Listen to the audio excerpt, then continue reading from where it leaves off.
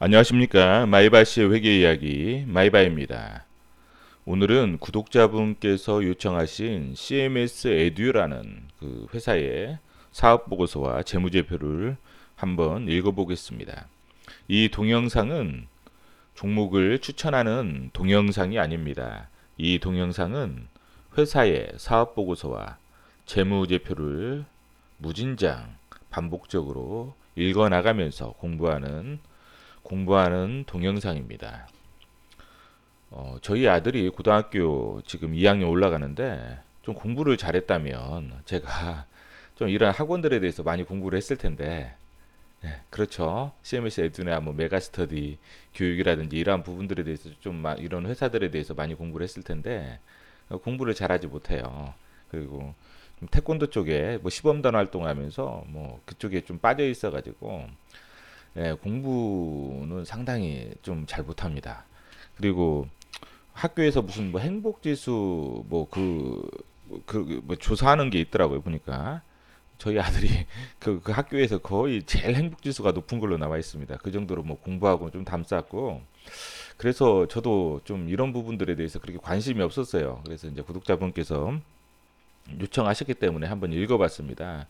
저는 개인적으로 그냥 피상적으로 생각했을 때는 애들 자체가 연령이 애들 인구 자체가 줄어드는데 과연 뭐 이런 부분들이 확장성이 있을까라는 그런 생각을 했는데 읽어 나가면서 좀 생각이 좀 많이 바뀌었어요.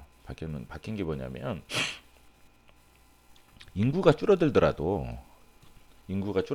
어차피 이 학원을 이 CMS 에듀를 이용하는 아이들의 그 인구는 안 줄어들더라고요. 보니까 이게 전체 인구라고 하면 애들 인구라고 하면 이걸 이용하는 애들은 이 정도밖에 없단 말이죠. 상위권 애들.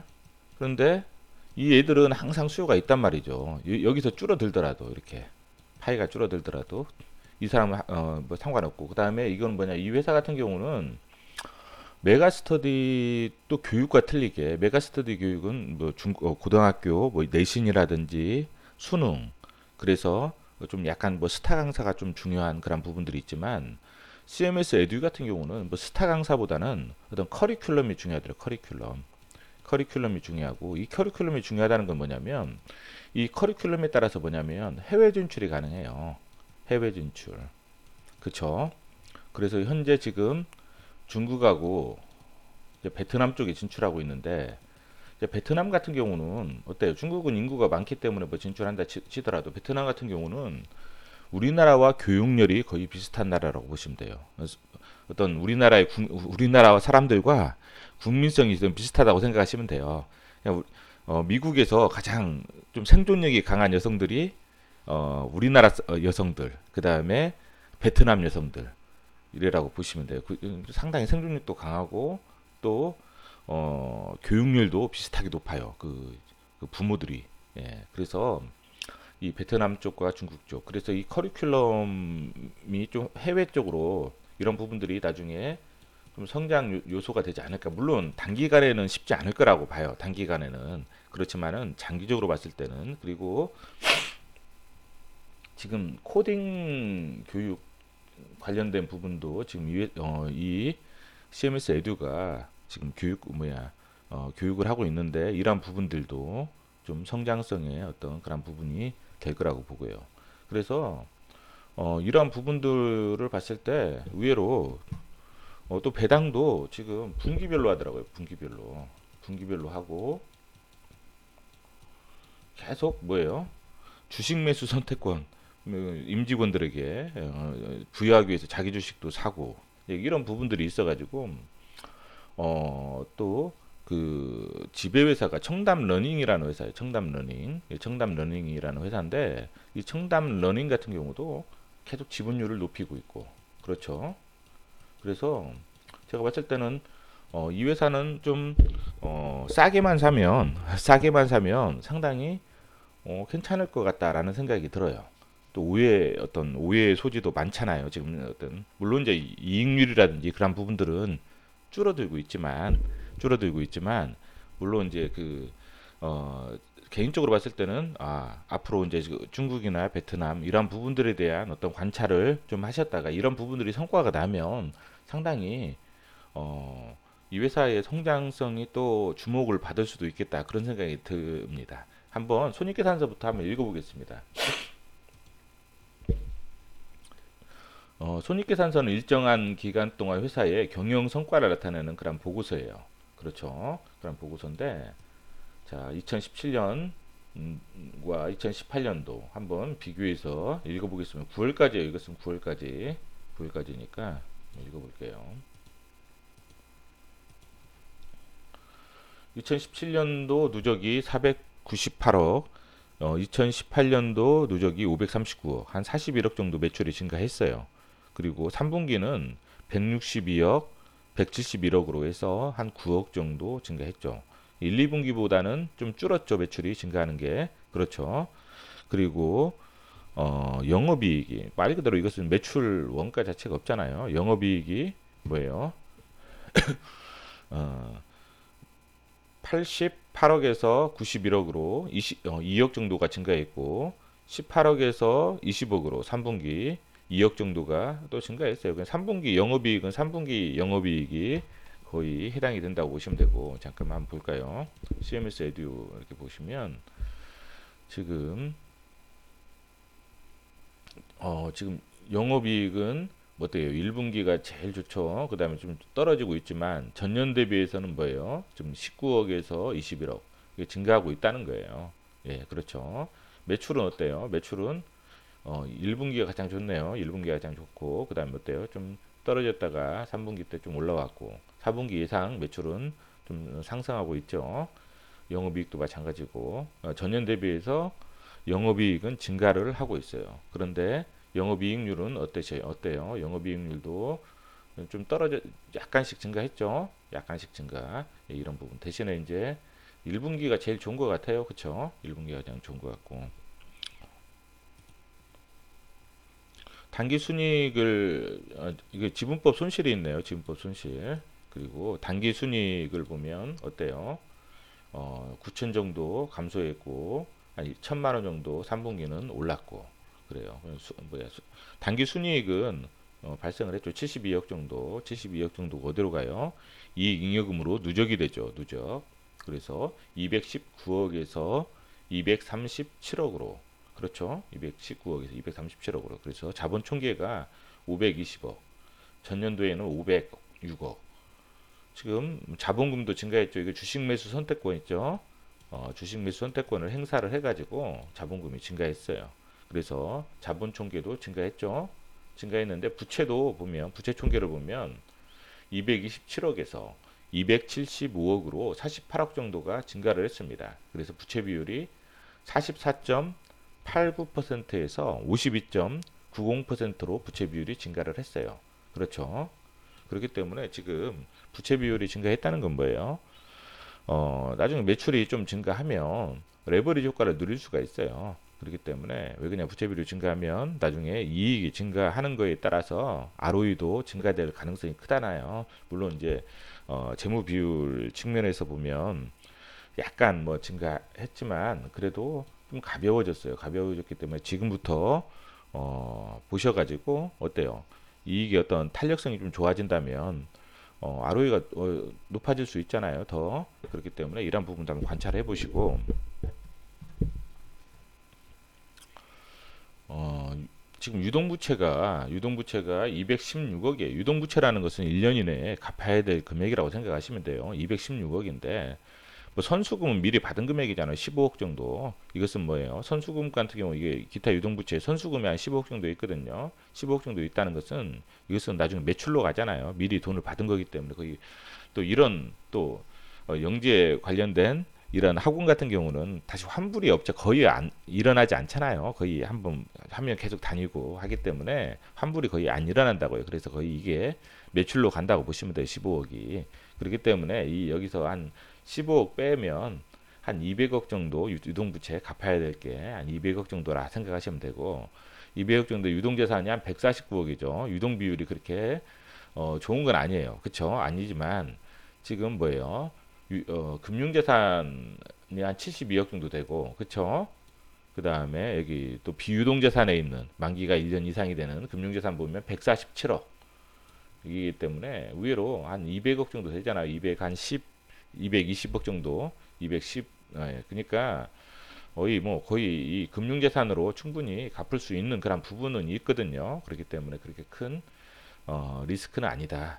이 회사는 그래도 나름 안정적이에요. 나름 안정적이다. 부채 비율도 그렇게 크지 않고 나름 안정적이다. 그렇게 생각하시면 될 것 같고, 물론 이제 유동 비율은 좀 안 좋지만 그래도 뭐 비유동 자산에서 뭐 금융 자산도 있고, 정 안 되면 유형 자산을 가지고 담보 대출 받아도 되잖아요. 그렇죠. 유형 자산을 가지고 담보 대출도 받을 수 있기 때문에 뭐 그렇게 크게 뭐 리스크 있는 회사는 아니다. 유동부채에서 보면 단기 차입금이 한 50억 정도 증가했어요. 그쵸? 유동성 장기 차입금도 한 13억 정도. 장기 차입금이 뭐예요? 만기가 1년 이내에 되면 장기 차입금이 유동성 장기 차입금으로 이렇게 유동 쪽으로 가는 거예요. 유동부채 쪽으로. 지금 50억 정도 증가한 것은 이게 이제 아무래도 지금 이 회사가 지금 유형 자산을 사는 게 있어요. 건물을 한 90억짜리, 90억짜리인가요? 아니, 90억이 아니라 한 100, 130억짜리인가 140억짜리인가 하나 10월 달에 잔금 치르는 게 있는데, 지금 그 계약금으로 한 50억 정도, 계약금으로 한 50억 정도 지불한 게 있는데, 아마 그게 어떤 차입을 해서 지불하지 않았나 그런 생각도 들고요. 예. 그래서 이제 이런 부분들 한번 고려해 보시고, 그 다음에 선수금, 이런 부분들 보시고, 그 다음에 또 다른 것들은 뭐 특별한 게 없네요. 장기 채무 및 기타 비유동 채무 13억 정도 감소했고, 왜 그러냐면 여기 유동성 장기 차입금으로도 13억 정도 갔잖아요. 여기로. 그렇죠. 13억 정도 이쪽으로 갔으니까 감소한 건 당연하고, 그 다음에 퇴직급여 부채가 한 6억 정도 늘었고, 그 다음에 기타 비유동 금융부채도 한 8억 정도 줄었죠. 부채. 그렇죠. 이런 부분들 한번 확인해 보시고, 뭐 특별한 건 없어요. 이 회사가 뭐 이렇게 특별한 건 없고 안정적이에요. 안정적이고, 연결 현금 흐름 보면 현금 흐름이 좋아요. 보면 3분기까지 영업활동 현금 흐름이 한 103억 정도 창출을 하잖아요. 그렇죠? 그렇기 때문에 영업활동 현금 흐름이 상당히 좋다. 단기순이익이 72억인데, 그 다음에 60억 정도가 이게 단기 순이익 조정을 위한 가감, 이런 부분이 이제 감가상각비도 현금이 나가지 않는 그런 비용들도 있다는 거예요. 그렇죠? 이제 그런 비용들이 있기 때문에, 그리고 자산 부채 변동은 이 정도 되고, 투자 활동 현금으로 보니까 어때요? 유형자산 취득한 게 한 72억 정도, 72억 정도 있고, 무형자산 취득한 게 17억. 무형자산 같은 경우는 뭐예요? 여기서 교재 같은 거 만드는 거 있잖아요. 개발하는 거, 이런 개발비라고 보시면 돼요. 개발비가 좀 많이 차지하는 부분. 교재 같은 거 개발하잖아요. 그냥 개발비라고 보시면 될 것 같고. 근데 이제 개발하고 교재가 이제 완성이 되고 이제 뭐 어떤 이게 상품성이 있다. 그러면 뭐예요? 이제 개발비라는 자산으로 처리하고, 그 전에는 뭐 판매비나 관리비 이런 식으로 뭐 가겠죠. 뭐 이런 식으로 갈 것 같아요. 재무활동 현금 흐름 같은 경우는 어때요? 그냥 12억 정도, 이렇게 됐고, 그 다음에 배당금도 한 57억 정도, 배당금이 상당히 많이 지급을 하죠. 그냥 차입을 해서 배당을 지불했죠. 그렇죠. 자기 주식도 취득하고, 그렇죠. 자기 주식도 많이 취득하고, 배당도 많이 지급하고, 이 회사는 상당히 배당이 분기별로 지급하는 그런 회사입니다. 그래서 1년에 배당을 4번 받을 수도 있을 것 같다, 그런 생각이 들어요. 지배회사 개요 보면 이거 뭐야, 회사의 개요부터 볼게요. 2016년도에 아마 지금 상장을 한 것 같아요. 주식회사 CMS 에듀, 그쵸? CMS 에듀. 그 다음에 본사가 서울시 서초구 방배로에 있고,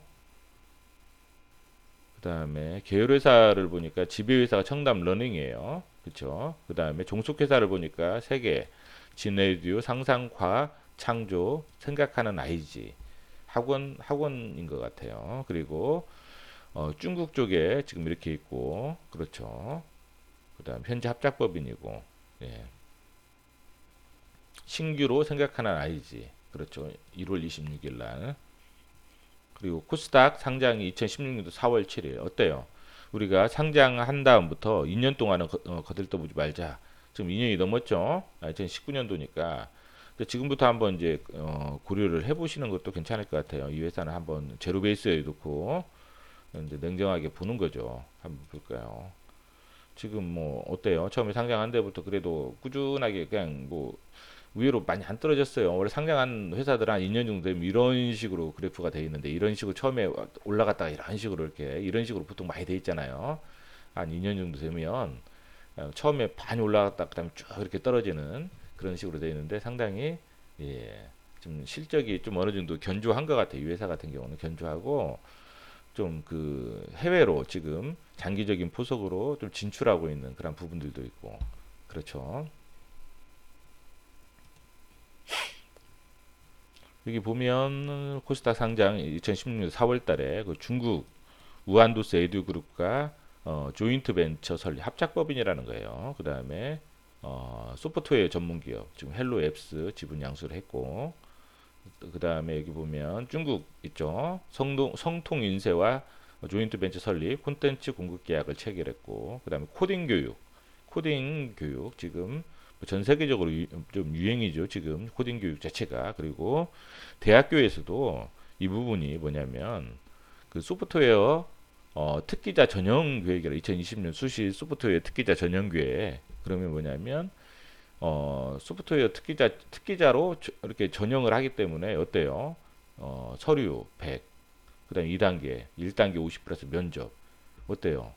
그러니까 좀 이쪽으로 관심 있는 사람들은 어때요? 지금부터 많이 배우겠죠? 학부모들 입장에서도 왜냐하면 고려대도 그렇고 좀 그래도 네임밸류 있는 회사들 회사가 아니라 학교들 이렇게 좀 어느 정도 이렇게 소프트웨어 특기자 전형 계획으로 또 학생들을 선발을 하는 학교도 있기 때문에 또 이거에 또 관심이 있는 학부모들도 있단 말이죠. 코딩 교육도 쪽도 나중에는 이게 좀 더 많아지고 하면은 상당히 성장성이 있을 것 같다라는 생각을 해요.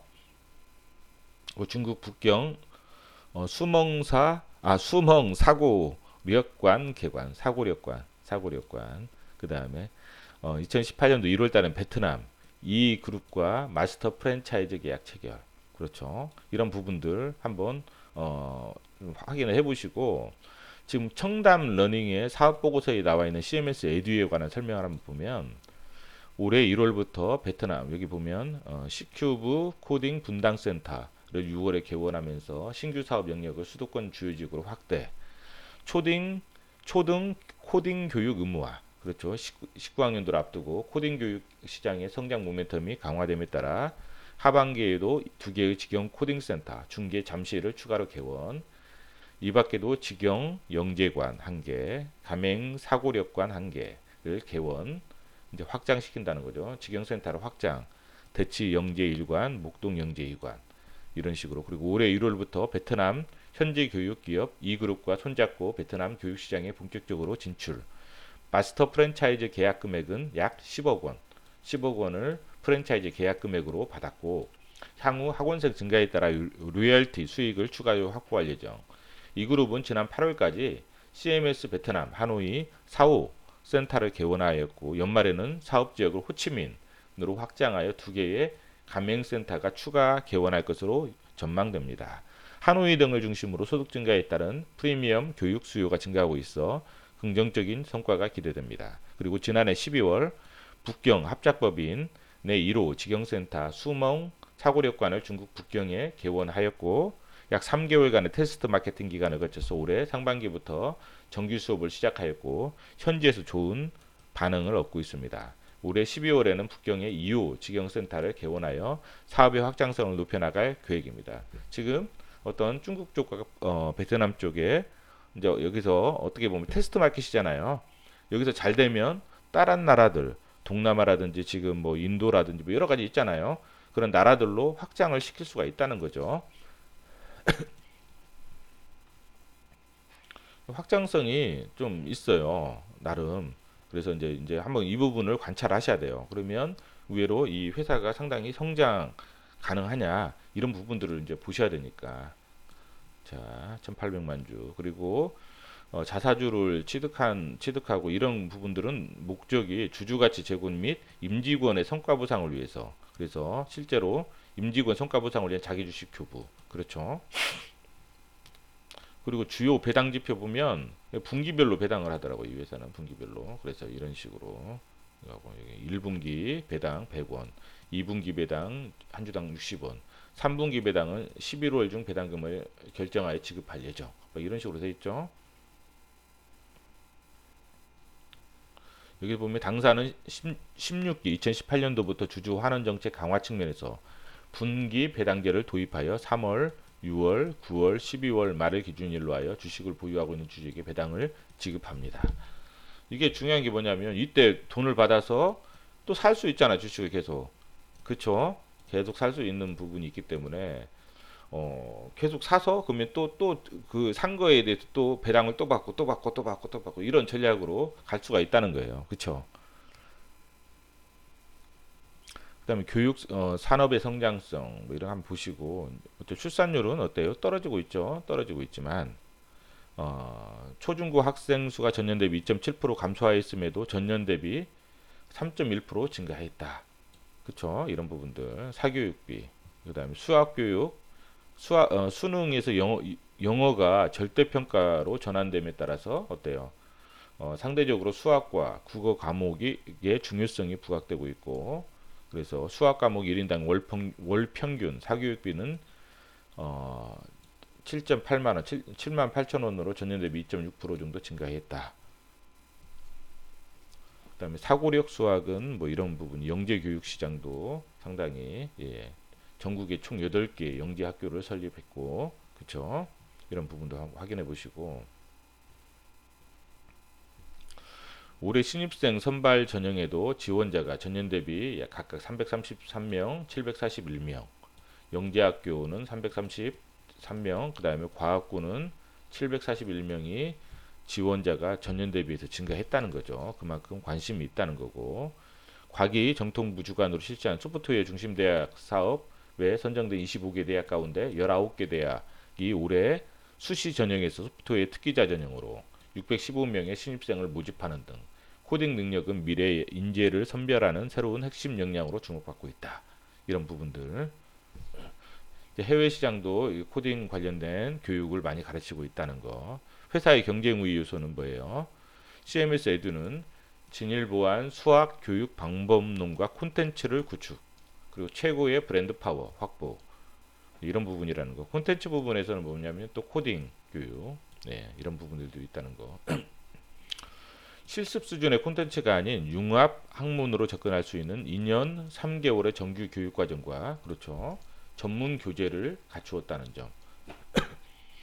그리고 교육 실적 부분을 보면 그 영재학교 신입생 선발 전형에서 2018년도 전국 최다인 총 257명의 합격생, 전체 합격생의 33%를 배출했다는 거예요.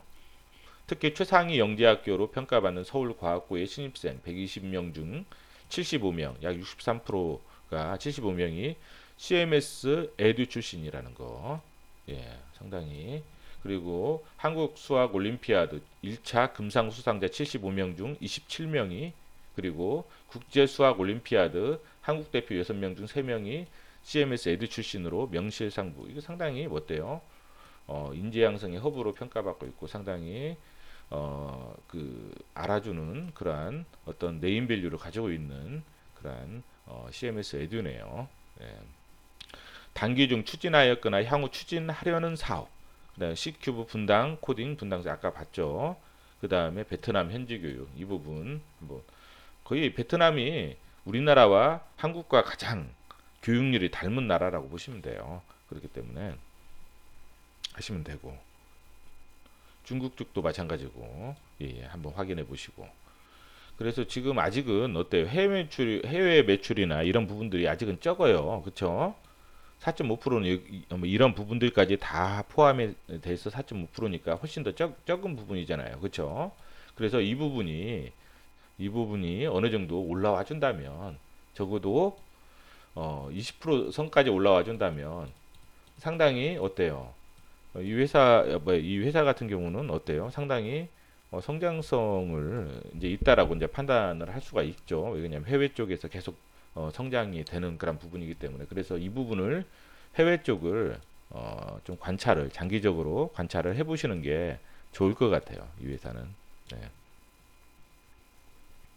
그다음에 이런 부분들 한번 영업시설 현황 한번 읽어보시고 직영점 쭉 한번 보셔요. 쭉 한번 보시면 되고 그다음에 수강료 수입 이런 부분들도 한번 보셔요. 좀 보시고 예. 뭐 이렇게 딱 읽어보면 뭐 특별한 건 없어요. 그리고 유형재산 양수 딱 보면 어때요? 1월 19일 날 142억 원짜리네요. 142억 원짜리 지금 유형재산을 지금 건물하고 토지를 동작대로 거목빌딩 예. 지금 1차 계약금은 20억, 중도금이 30억 해서 50억은 지불했고, 그쵸? 잔금은 92억. 근데 그 아까 재무상태표에서 뭐 선급금이라든지 그게 없는 거 보니까 선급금으로 안 한 것 같아요. 선급금에 뭐 그런 게 없더라고요. 보니까 50억과 같아요. 뭐 대응되는 금액이. 그래서 건설 중인 자산으로 계상되어 있는지 그거는 아직 확인을 못 하고 있어요. 그냥 추측을 할 뿐이에요. 예. 여기 보면 연구개발 비용 보면 지금 판매비와 관리비로 가는 게 있고 그다음에 무형재산으로 갔잖아요. 개발비. 무형재산으로 가는 게 있고 이게 뭐 교재 개발 같아요. 제가 추측하기로는 교재 개발 이런 부분도 현재 진행 중인 프로젝트 중에서 교재가 이제 완성이 된 것들은 아마 이쪽으로 가지 않나 아니면 교재 개발과 관련된 부분은 이쪽으로 가지 않나 이 교재 개발과 관련된 부분들 그렇죠. 그래서 이런 부분들 그래서 이게 뭐 코딩 관련된 뭐 그런 부분인 것 같아요. 그렇죠. 사고력 콘텐츠 상당히 어 콘텐츠가 다양해요. 이렇게 읽어보면 콘텐츠가 다양하고 여기 보면 수출용 프로그램도 개발했고 이미 2016년도에 개발을 했고 중국 쪽이 태국, 동남아 공교육 수출용 프로그램 그쵸? 초등학생에서 중학교 3학년 때까지 그 다음에 유아 사고력 개정 그 다음에 중국 기관용 그 다음에 이런 부분들 중국 수출용 그렇죠. 그래서 좀 뭐랄까 이 회사는 어떤 콘텐츠나 어떤 커리큘럼 교재 이런 부분에서 상당히 좀 경쟁력이 있어서 나중에 이런 부분들이 좀 확장성이 있지 않나 싶어요. 확장성이 해외로 그렇죠. 그러니까 일반 학원과 같은 어떤 수능이라든지 내신이라든지 이런 부분들은 확장성이 그렇게 크지 않잖아요. 왜냐하면 그 나라 현지의 어떤 특성을 알아야 되기 때문에 그런데 그 CMS 에듀 같은 경우는 영재나 어떤 사고력 관련된 부분이기 때문에 어떤 콘텐츠나 어떤 커리큘럼에 따라서 확장성이 상당히 해외 쪽으로도 뻗어 나갈 수 있다라는 그런 관점에서 보시면 될 것 같아요. 장기적으로 상당히 장기적으로 관찰을 하시면서 괜찮은 그런 어떤 관찰 대상 회사인 것 같아요. 네. 학원 수강료 규제를 받는다는 거예요. 서울시 행정처분 기준으로 이렇게 이런 규제를 받고 있고 수강료 같은 경우는 그다음에 한번 주석을 보는데 뭐 주석에도 뭐 특별한 사항은 없어요. 청담 러닝이 42.23% 그다음에 이충국 대표이사가 11.66% 그러면 어때요? 한 거기다가 이제 뭐50 거의 50뭐3% 거의 넘어가죠. 예. 이렇게 있다는 거. 종속기업의 현황 이렇게 보면 이런 식으로 있다는 거 아까 봤어요 다.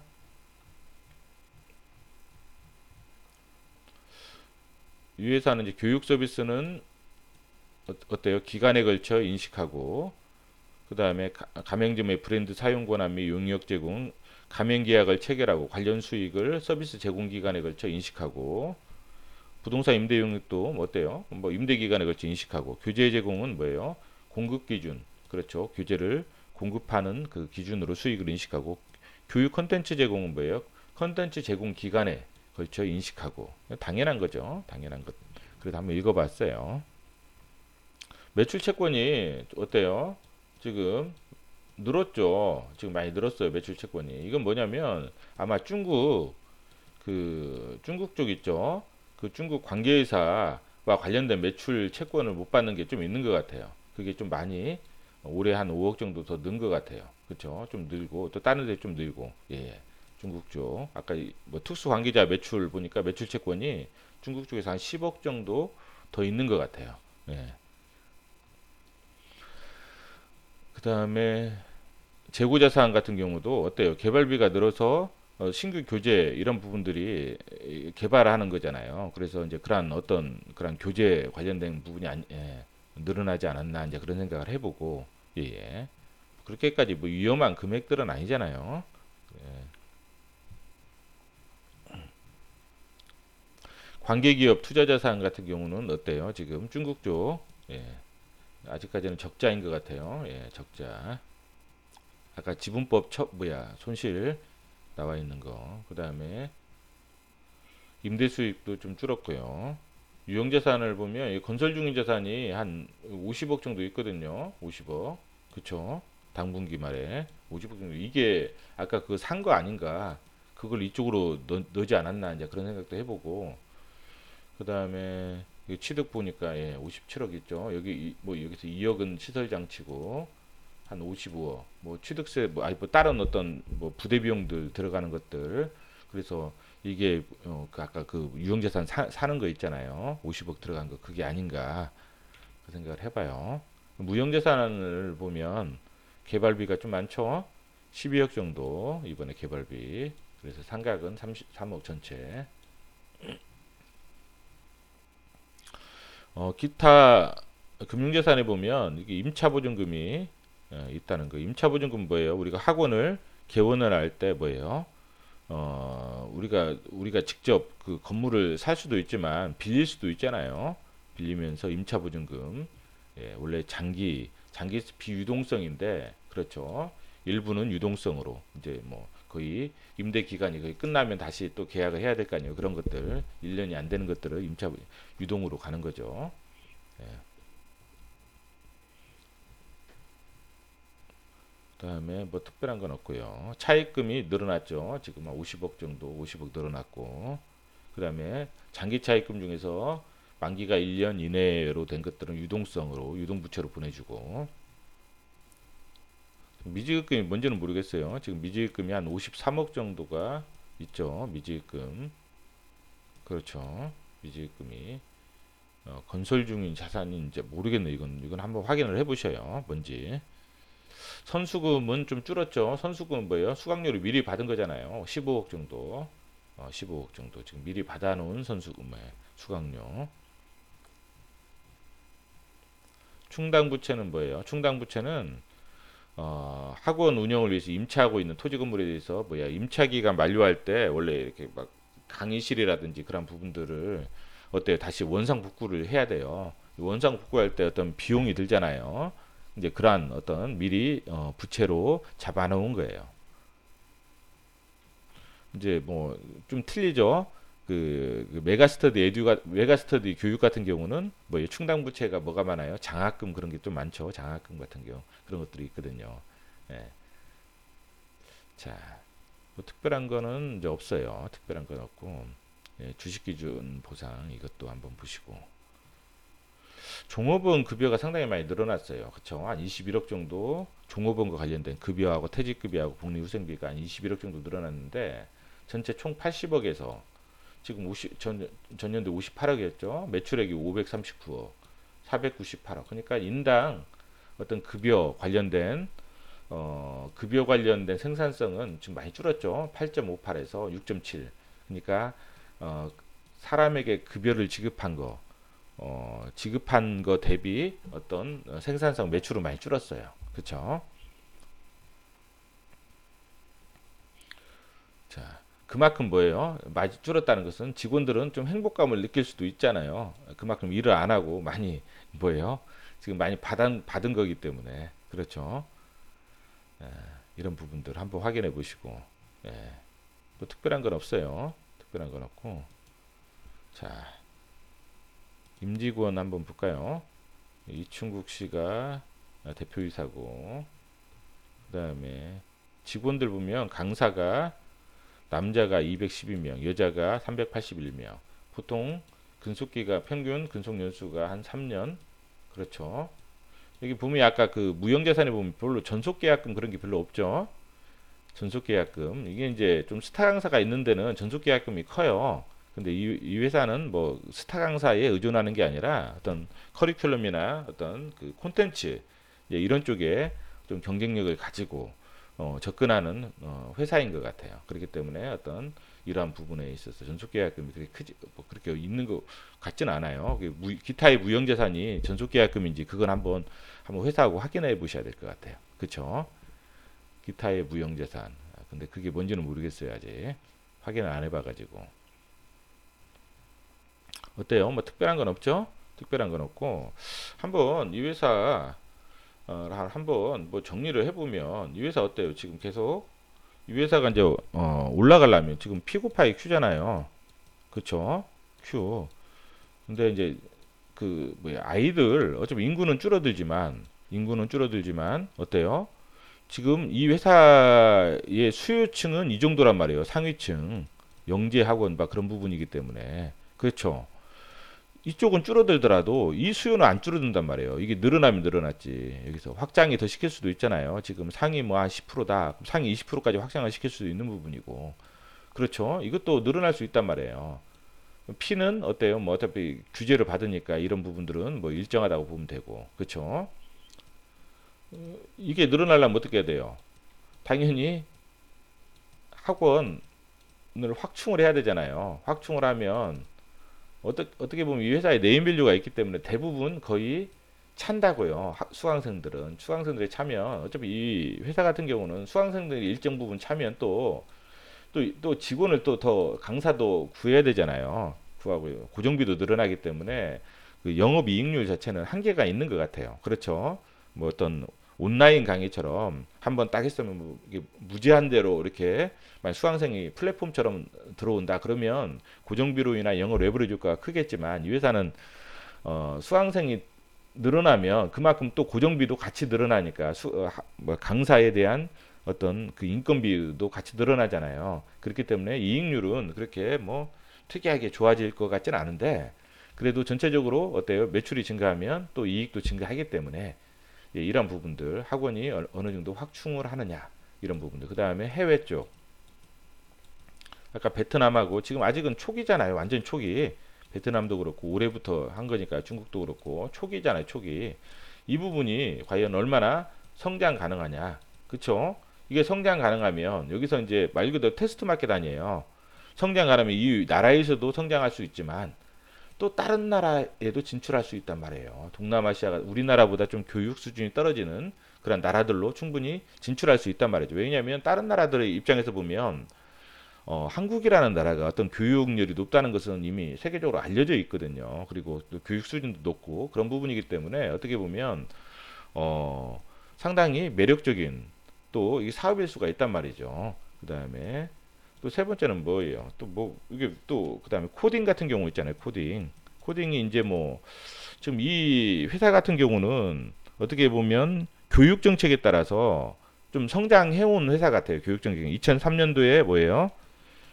그 영재 교육 종합 정책에 따라서 영재 학교를 원래 하나 있었던 게 지금 8개까지 증가했잖아요. 그러면서 이 영재 관련된 이 학원이 성장했잖아요.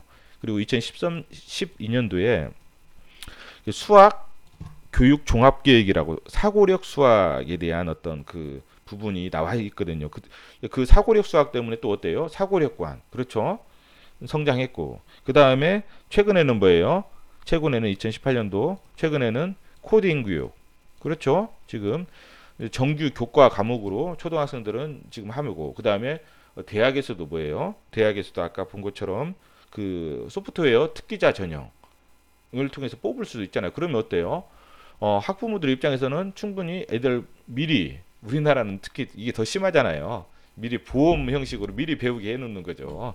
나중에 어떻게 될지 모르기 때문에 그래서 이러한 부분들 그래서 이 코딩과 관련된 교육 예, 또 확장성 그렇죠. 이 교육 정책에 따라서 계속 성장해 오기 때문에 또 이 부분에 있어서도 또 나름 또 성장이 될 확률이 크다. 그렇죠. 상당히 어떤 그런 부분들이 있는 것 같아요. 그리고 이 회사가 네임밸류가 있어요. 네임밸류가 왜냐하면 학부모 입장에서는 어디가 뭐 영재 학교나 과학고등학교 무슨 뭐 올림피아드 무슨 뭐 이런 부분들이 입상을 많이 했다. 이게 소문이 나면 어차피 이제 이 안에서 경쟁하는 거기 때문에 이제 이게 상당히 중요한 게 네임밸류 자체가 그렇기 때문에 아까 말씀드렸지만 이 부분 이거는 큰 의미가 아닌 것 같아요. 뭐 아동 인구나 뭐 중학생 인구가 줄어드는 것은 큰 의미가 없는 것 같아요. 위에서는 이 네임밸류 그렇기 때문에 이 안에 여기서 확장성을 할 수 있거든요. 이 상위권 아이들한테는 이건 어차피 이거 줄어들더라도 이건 안 줄어들잖아요.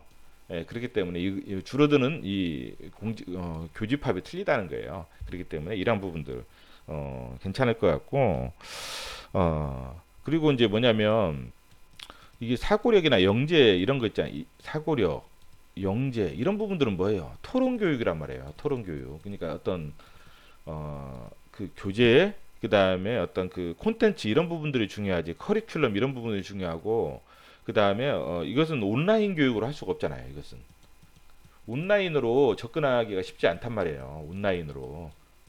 그렇기 때문에 쉽게 이게 뭐야 접근하기가 쉽지 않고 그 다음에 이게 어떤 연구 개발이 많이 돼 있잖아요. 이 회사 연구 개발 이런 부분들이 뭐냐면 만약 이 여기 아까 그 강사들이 3년 몇 개월인데 이 강사들이 퇴사를 해서 퇴사가 아니라 하여튼 다른 퇴사를 해서 다른 학원을 차릴 수가 있잖아요. 모방을 과연 할 수 있을까 이런 부분들 이런 고민들도 한번 해보셔야 되고 모방이 가능하냐 그렇지 않냐 그런데 이제 이미 여기는 뭐 강사에 대한 어떤 그 스타 강사에 대한 그것보다도 이 회사의 어떤 그 교재라든지 연구 개발을 많이 하잖아요. 교재라든지 커리큘럼 그 다음에 여러 가지 그런 부분들에 대한 어떤 그 경쟁력인 것 같아요. 그래서 쉽게 좀 모방하기는 쉽지 않다라는 그런 생각을 좀 해보고요.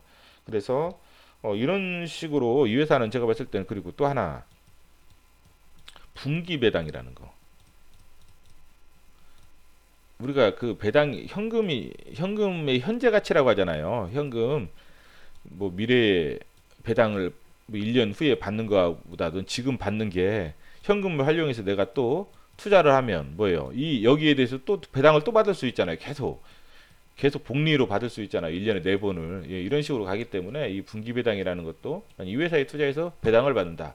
이 배당 받는 것은 이 회사에다 계속 투자하겠다, 재투자하겠다 이런 생각을 하시면 의외로 좋은 전략이지 않을까. 굳이 어느 정도 딱 투자해놓고 배당을 받아서 계속 재투자하고 대투자하고 하면서 관찰하고 그래서 어느 정도 성장성이 있다. 그러면 뭐예요? 좀 추가적으로 투자하고 이런 정도로 가는 그런 전략으로 하면은 이 회사는 뭐 CMS 에듀는 뭐 나름 제 개인적으로 저는 선입견을 가지고 있었거든요. 처음에 보기 전에는 야 인구가 줄어드는데 애들 관련된 사업들은 나는 전부 다 사양 산업이라고 이렇게 봤어요. 근데 이 부분은 뭐 상위층 애들을 대상으로 하는 거기 때문에 사양 산업은 아닌 것 같고 어느 나라나 돈 있고 어느 정도 교육열이 있는 상위층들은 항상 경쟁이 치열하다는 거죠. 그래서 해외로 확장하기에도 나름 괜찮을 것 같다라는 그런 생각을 합니다. 오늘은 이상입니다.